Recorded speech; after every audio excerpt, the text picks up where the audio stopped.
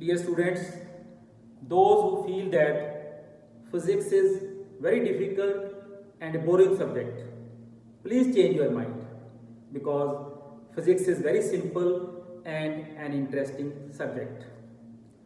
To create your interest in physics, to learn physics, you must have belief in yourself and get focused in your studies. Let us start today's topic known as uniform circular motion. I will advise you to spend 10 minutes with me with belief, courage, and be focused and always remain open-minded because our mind and parachute work only when they are open. So coming to the topic, uniform circular motion. To understand, let us, a body is moving in a circular path A, B, C, D, having center O and radius R. Then we can see its direction of motion goes on changing continuously. It means its velocity is not uniform, but its speed may be uniform. Uniform speed means if it covers each circular path in the same time, its speed is uniform. So when speed of the body is uniform in the circular path, then circular path is said to be uniform circular motion. So uniform circular motion is that motion in which speed of the body is uniform. Now, since direction of motion is changing continuously, it means its velocity is changing continuously because velocity has both magnitude and direction. It is a vector quantity. So if its velocity is changing, it means body is being accelerated, and that acceleration is called centripetal acceleration. And whenever there is acceleration, there is force. So corresponding force is called centripetal force. So what is centripetal force? It is that constant force which, when acting upon a body, keeps it revolving in the circular path with uniform speed. And what is its direction? So centripetal force always acts along the radius pointing towards center of the circle. That's why magnitude of velocity doesn't change, speed remains constant. Only direction changes because centripetal force is always perpendicular to the direction of motion of the body. And the centripetal force is given by this formula F is equal to mv square by r, where m is the mass of the body, v is the speed of the body, and r is the radius. Derivation of this formula is not in your syllabus of this class. Now, we define time period. Now, when body is moving in a circle, then time taken to complete one rotation is called time period, and number of rotations per second is called its frequency. It means frequency is equal to reciprocal of time period. Now, to understand what is the distance and displacement covered by the body when it moves in a circular path. Now, for that, suppose r is the radius of the circle, and circle body is moving along ABCD, that is in anti-clockwise direction. So what happens when body completes one rotation starting from A to A again?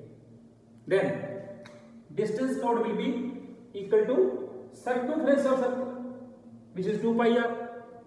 So 2 pi r will be the distance covered during one complete rotation, but displacement covered during one complete rotation will always be 0.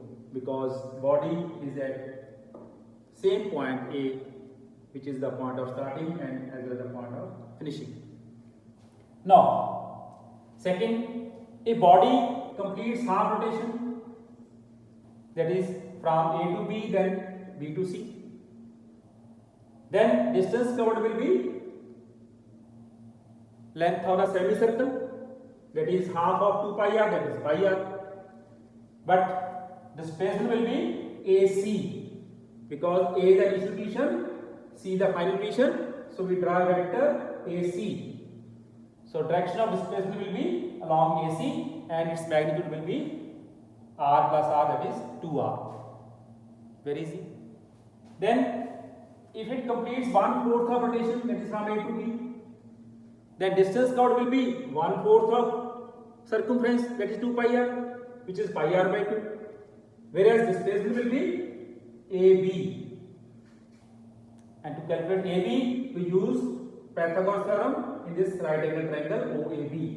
So this is r square plus r square, that is under root 2r.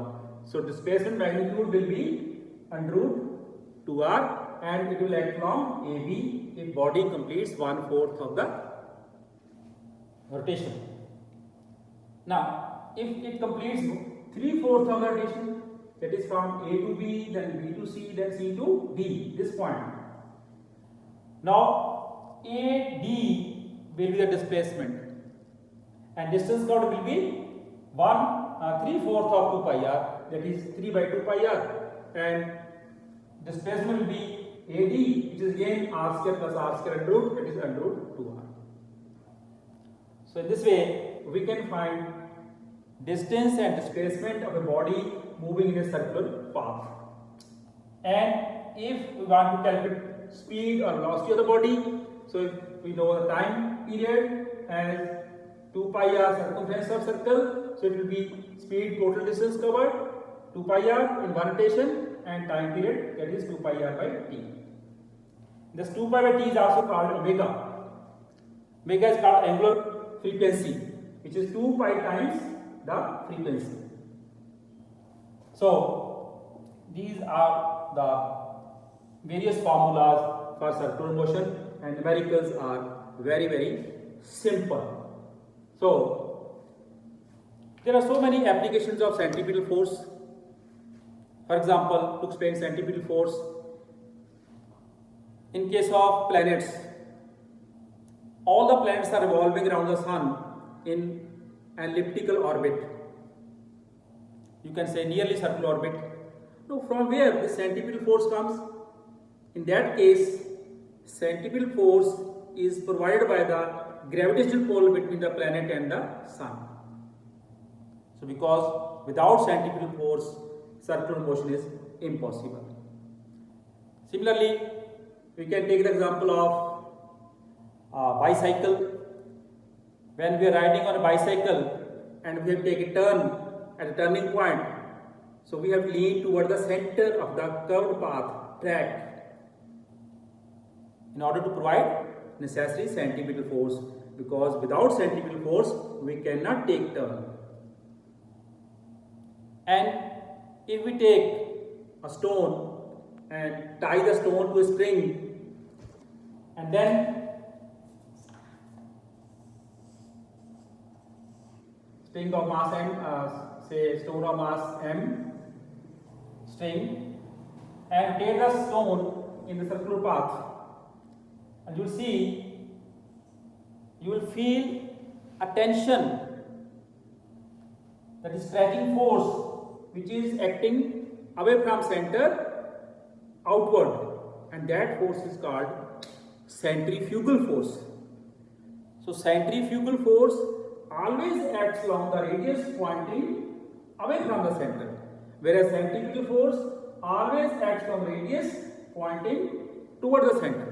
So centripetal force and centrifugal force are equal and opposite, and they obey Newton's third law of motion. So this is all about uniform circular motion. I think you all have understand all these terms, which are very simple, no complication, and till next video, best of luck, ਚੜ੍ਹਦੀ ਕਲਾ 'ਚ ਰਹੋ। Thank you so much.